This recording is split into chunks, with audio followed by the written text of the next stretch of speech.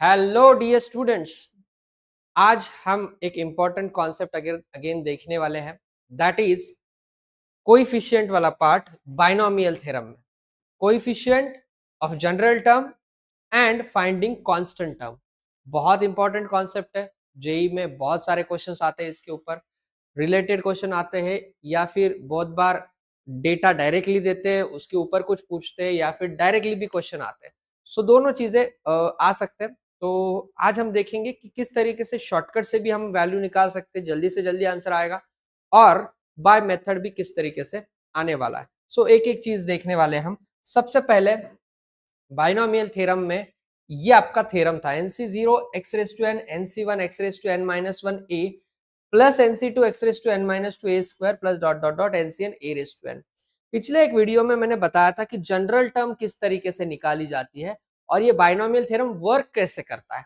तो उस हिसाब से यहाँ पे जो जनरल टर्म का फॉर्मूला था वो था TR plus 1 is equal to आपका NCR x raise to n minus r into a raise to r। So this is general term या आर्थ टर्म हम बोलते हैं। T R plus one, R plus one term, right. So R plus one term होगा तो are लेते हैं हम, एक से कम लेते हैं, राइट। तो यहाँ पे ये x और a is not a constant value. Again same thing, यहाँ पे इसको मैं फर्स्ट बोलूंगा, इसको मैं सेकेंड बोलूंगा, क्योंकि फिर वो कंफ्यूजन क्रिएट नहीं करता। उसके बाद x माइनस ए का होल पावर n, इसके जैसा ही सेम है, थोड़ा सा चेंज। थोड़ा सा चेंज क्या था? T R plus one is equal to, यहाँ पे सबसे पहले आ रहा था minus one raise to R general term में, इनटू आपका N C R into X raise to N minus R into A raise to R. बाकी सब सेम, सिर्फ minus one raise to R ये डिनोट करता है कि आपके जो टर्म आ रहे हैं वो अल्टरनेट प्लस माइनस इस तरीके से आ रहे हैं। सो दिस इज जनरल टर्म। मतलब मुझे 10th टर्म पूछा तो टी 10 लिखूंगा तो आर की वैल्यू 9 होगी। 15th टर्म पूछा तो आर की वैल्यू 14 होगी। इस तरीके से मैं चीजें निकाल सकता हूँ। तो वो हो गया जनरल टर्म वाला पार्ट। अब इसमें कोएफिशिएंट क्या होता है? देखो यार, यहाँ पे ये x और a, जैसे मैंने बताया कि अगर मैं उसको वेरिएबल कंसीडर करूं तो in that case the coefficient will be NCR. NCR मेरा कोएफिशिएंट होगा। यहाँ पे ये minus one raise to R और एनसीआर ये मेरा कोएफिशिएंट होगा, राइट। अब ये सारे केसेस में क्या हो रहा है, x प्लस ए का होल पावर एन है। मैंने बताया a अगर वेरिएबल है, ऐसा हो सकता है कि ये कांस्टेंट आए उसमें। अगर उसमें कांस्टेंट आ रहा है तो इन दैट केस आपको क्या करना पड़ेगा, आपको वो कांस्टेंट को बाजू में लेना पड़ेगा, because that is also treated as a coefficient. वो भी कोएफिशिएंट होगा। जब आप क्वेश्चन करेंगे तो आपको और चीजें क्लियर हो जाएगी। सो ये पहले तो जनरल टर्म वाला पार्ट। और कोएफिशिएंट क्या होता है ये मैंने बताया, यहाँ पे एनसीआर, यहाँ पे minus one raise to R NCR. उसके साथ साथ और भी कुछ चीजें आती है, सो वो भी हम देखने वाले हैं। अभी मैं पहले शॉर्टकट भी बता देता हूँ। लॉन्ग कट में आर की वैल्यू निकालनी पड़ती है, कोएफिशिएंट किस तरीके से आता है उसको भी मैं बताने वाला हूँ, ठीक है। तो अगर आपको पूछा गया कि find coefficient of X raise to M, X raise to M का कोएफिशिएंट निकालो in the expansion of, in the expansion of a into X raise to P plus B upon X raise to Q का power n। Now this is standard format. ये a into X raise to P B upon X raise to Q. अगर इस format में नहीं है तो उसको convert करो, जो भी क्वेश्चन दिया है उसको, और कन्वर्ट करके उसका होल पावर n है। अगर ऐसा पूछा है तो हम लोग सॉल्व करते वक्त वैसे ही करेंगे जैसी नॉर्मल मेथड है, मैं वो भी बता दूंगा आपको। बट हम लोगों को आर की वैल्यू निकालनी पड़ती है। अब यहाँ पे अगर मुझे ये चीज पता है तो मैं आर की वैल्यू डायरेक्ट निकाल सकता हूं। वो कैसे? देखो, आर इक्वल टू इस केस में होता है NP minus M upon P plus Q. तो ये आपको याद रखना है, R equal to NP minus M upon P plus Q. ये किस तरीके से आता है वो भी मैं बताऊंगा। NP minus M upon P plus Q, N मतलब जो एक्सपांशन है उसका हाईएस्ट पावर एन, पी मतलब एक्स का पावर, क्यू मतलब ये नीचे वाला एक्स, और एम मतलब जिसका कोएफिशिएंट निकालना है वो। सो दैट इज आर की वैल्यू, ठीक है। उसके बाद अगर मुझे सेम चीज पूछी गई for constant term, find constant term, या इसी को बोलते हैं टर्म इंडिपेंडेंट ऑफ एक्स।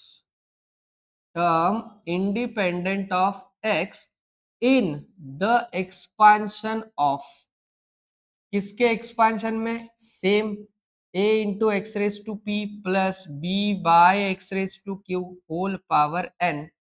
तो उसमें कांस्टेंट टर्म निकालना है, तो r की वैल्यू होगी अब np। नाउ सिंस देखो यार यहाँ पे एक्स रेस टू m था, तो m था ना, यहाँ पे constant term independent of x मतलब x का पावर 0 होगा, तो m लेने की जरूरत ही नहीं है। सो r इक्वल टू सिर्फ np आएगा, np divided by p plus Q, same r equal to np divided by p plus Q. इससे होगा क्या, आपका जो सॉल्व करने का टाइम है वो बहुत ड्रास्टिकली कम होगा। r की वैल्यू अगर डायरेक्टली मिल गई, you can directly find out the coefficient, तो कोएफिशिएंट मिल जाएगा।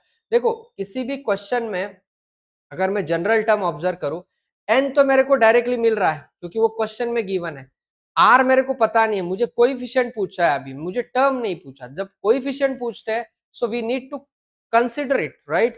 तो r की वैल्यू निकालनी पड़ती है, तो r की वैल्यू जब निकालनी पड़ेगी तो थोड़ा सा टाइम जाएगा उसमें। अगर ये याद है you can get it directly, वो डायरेक्टली मिल सकता है, np minus m upon p plus Q. यहाँ पे np upon p plus Q याद रखना, ये है कांस्टेंट टर्म के लिए, ये कोएफिशिएंट। सो दो चीजें मैंने बताई, बहुत इंपॉर्टेंट कॉन्सेप्ट है, अच्छे से कर लेना, राइट। अभी आते हैं क्वेश्चन की तरफ, चलो क्या क्या दिया है। Find the coefficient of X raise to 9 in the expansion of this.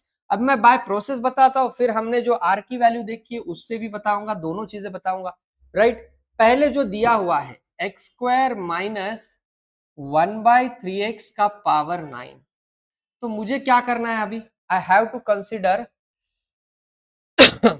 इसको जनरल टर्म लिखना पड़ेगा। तो जनरल टर्म क्या आएगा, T R plus 1, since we have minus sign so minus 1 raise to R into power 9 है 9 C R, पहली term X square का power 9 minus R into 1/3x का power are.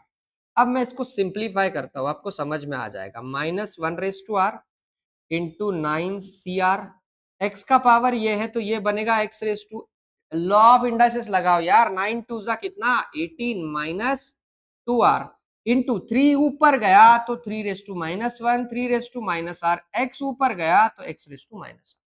Now that gives me minus 1 raise to R 9 C R. अब x के अलावा कौन कौन चीजें हैं वो सारे के सारे कोएफिशिएंट में आएंगे।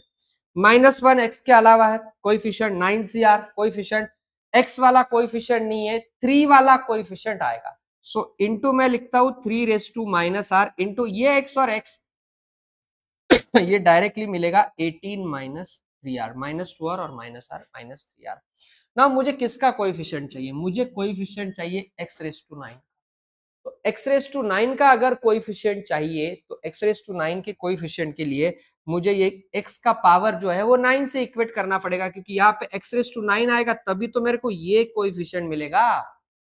तो x का पावर 9 होने के लिए इसको 9 लेना पड़ेगा। So I will take 18 minus 3r equal to 9, 9 इधर आ गए, 9 equal to 3r, so I get r equal to, so that's it, r equal to 3 मिला मुझे। r 3 मिलने के बाद what I will do, r equal to 3 मिलने के बाद ये कोएफिशिएंट चाहिए मुझे। सो कोएफिशिएंट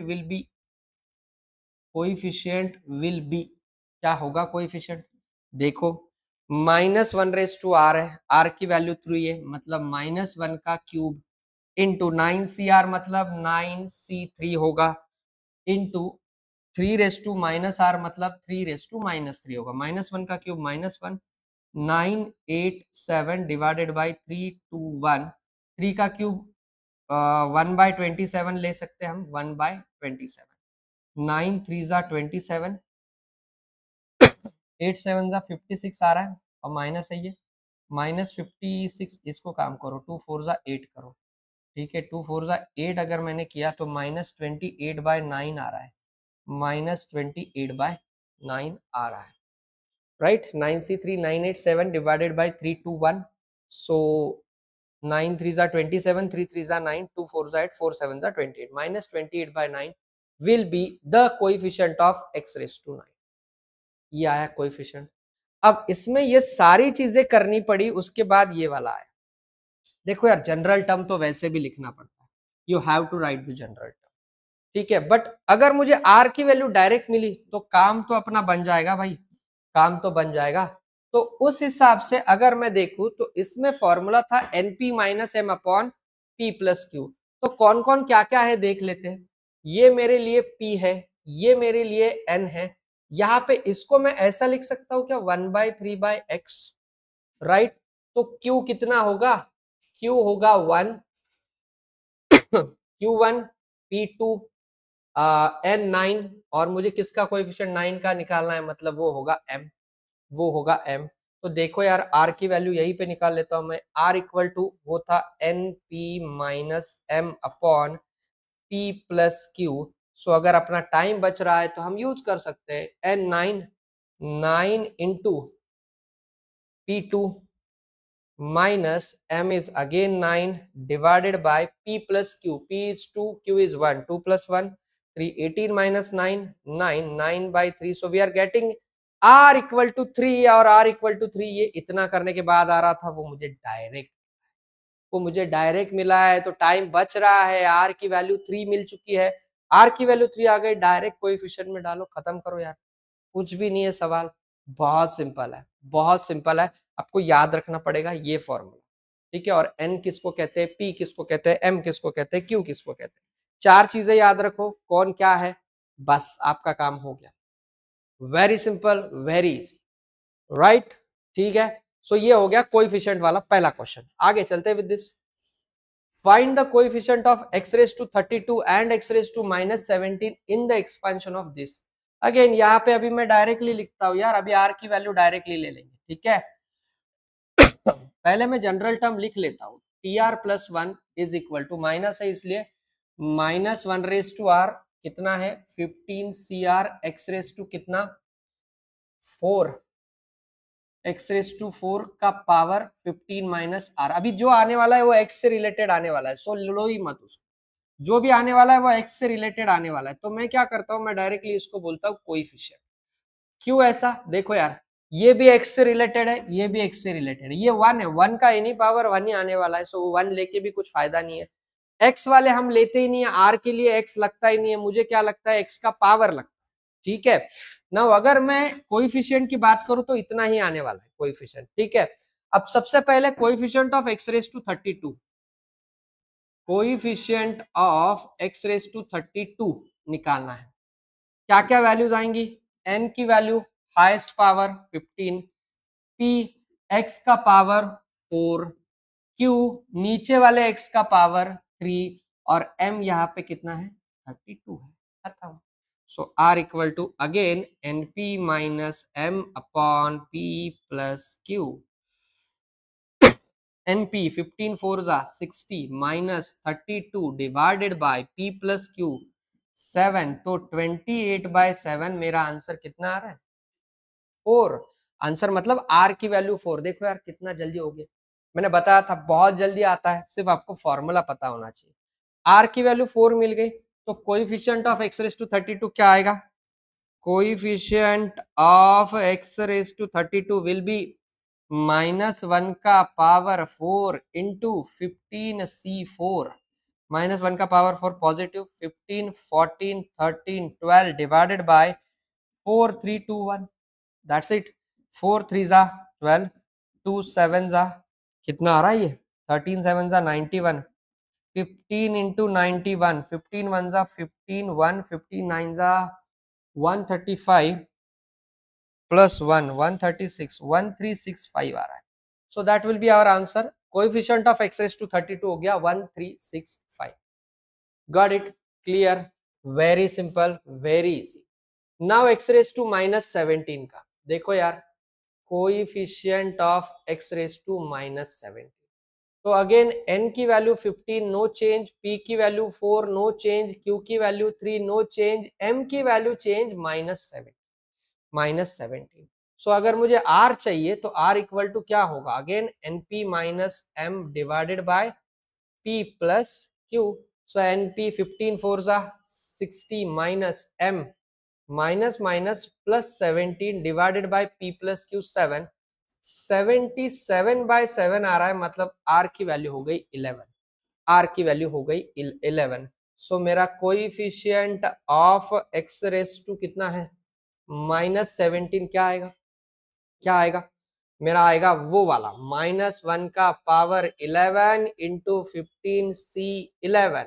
नाउ ये ऑड पावर है, ऑड पावर है तो -1 आएगा यार। 15c11 क्या होता है, 15c11 इज 15c4, 15c4 और 15c4 अभी तो निकाला था 1365। So answer is -1365।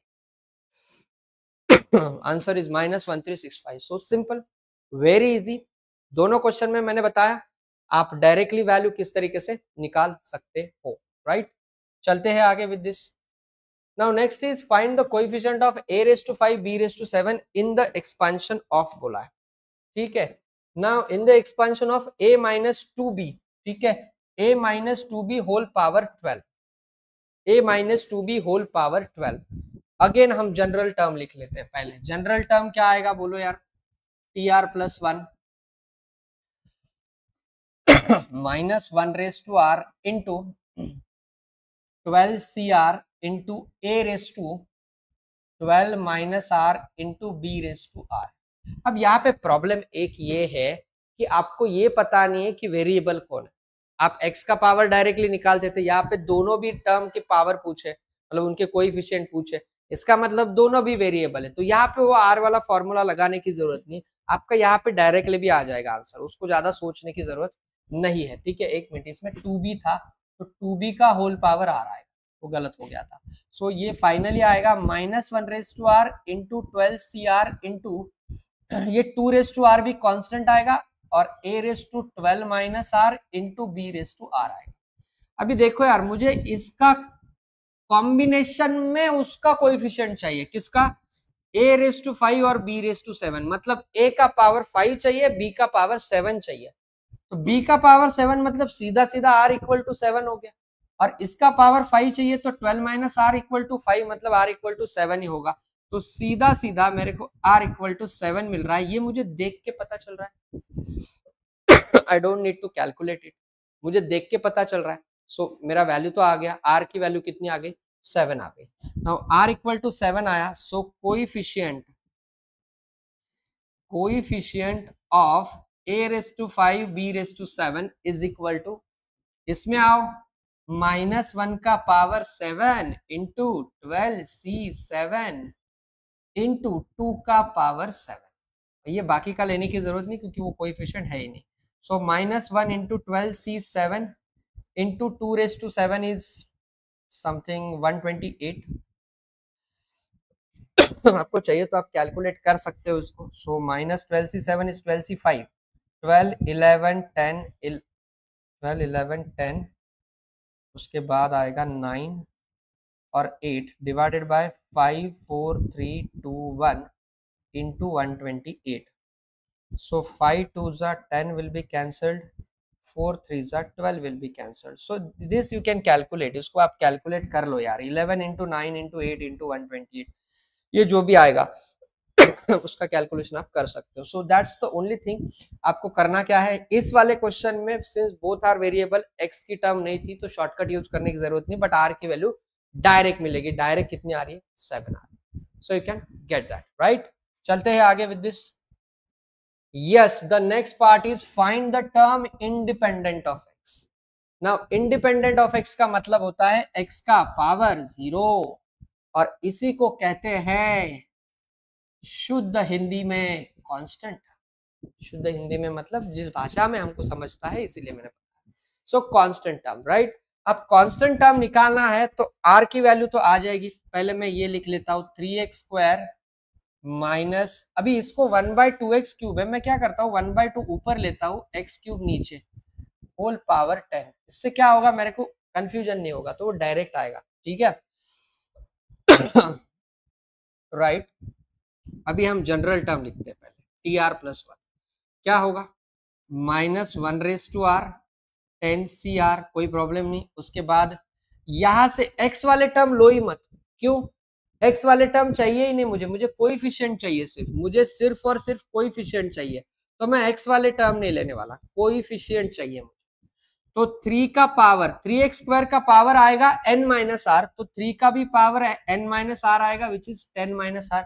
अब ऐसा क्यों कर रहा हूं मैं, क्योंकि मुझे r की वैल्यू डायरेक्ट मिलेगी नहीं यार, मैं अगर पूरा लिखते बैठूंगा तो फिर तो वही हो रहा है, फिर r के वो फॉर्मूले का तो यूज ही नहीं है।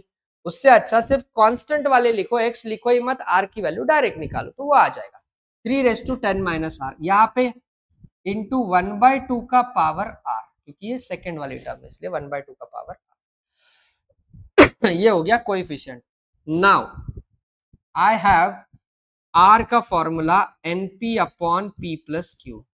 नाउ n मतलब होल पावर 10 इंटू p मतलब इसका highest power 2 divided by 2 plus इसका power 3, so that gives me 20/5, मतलब r की वैल्यू कितनी आ रही है, r की वैल्यू 4। काम तमाम, अपना आंसर आ गया। तो यहाँ पे कोएफिशिएंट की जगह मैं क्या लिखता हूँ, कोएफिशिएंट की जगह, हाँ कोएफिशिएंट तो है ही वो, कांस्टेंट टर्म क्या है, कांस्टेंट टर्म क्या है, so constant term will be equal to r की वैल्यू 4, इसमें डालो क्या आएगा, -1 का power 4 into 10c4 into 3 × 10 - 4 6 upon 1/2 का पावर 4 इंटू 1/2 का पावर 4, -1 का पावर 4 पॉजिटिव यार 1, 10c4 10 9 8 7 by 4 3 2 1 into 3 × 6 divided by 2 / 4, correct. Now what is cancelled, 4 2s are 8 is cancelled, 3 3s are 9 is cancelled. So in general the answer will be 10 7s are 70 into 3, 210 into 3 / 6 divided by 2 / 4, और छोटे बड़े calculation आप कर सकते हो, but 3 / 6 is a big number, so calculation perspective से नहीं आएगा, पूछेंगे तो ऐसा ही पूछेंगे। सो that will be your answer 210 into 3 / 6 divided by 2 / 4 16 होता है, तो उसमें थोड़े से कैलकुलेशन आ सकते हैं, right. So this is your answer. So ये समझ में आ रहा है आपको कि r की वैल्यू आप डायरेक्ट निकाल सकते हो, वेदर इट इज कोएफिशिएंट वाला क्वेश्चन और it is a constant term वाला क्वेश्चन, दोनों भी क्वेश्चन में आप आराम से वैल्यू निकाल सकते हैं। So that is the story, right. आगे चलते हैं, और कुछ क्वेश्चन होंगे। Yes, find the term independent of this, right. अब यहाँ पे इसको लिखने का तरीका ऐसा है, x⁻⁴ अपॉन 2 प्लस x⁻⁵ है, so I can write like this, x⁻⁵ 1 upon और ये 8। डायरेक्टली आप कांस्टेंट टर्म क्या आएगी लिखो, कांस्टेंट टर्म के लिए कोएफिशिएंट चाहिए मुझे, कोएफिशिएंट माइनस है नहीं तो सीधा सीधा 8cr इंटू एक्स को छोड़ के सब कुछ लिखना है। यहाँ पे 1/2 आ रहा है, 1/2 का पावर क्या लेंगे, पावर लेंगे 8 - r, एक्स का भी आएगा यार बट एक्स लेते ही नहीं है हम, 1/2 का पावर आएगा 8 - r, क्योंकि वो फर्स्ट टर्म में, दूसरे में लेने की जरूरत नहीं क्योंकि 1 है, डायरेक्ट डायरेक्ट।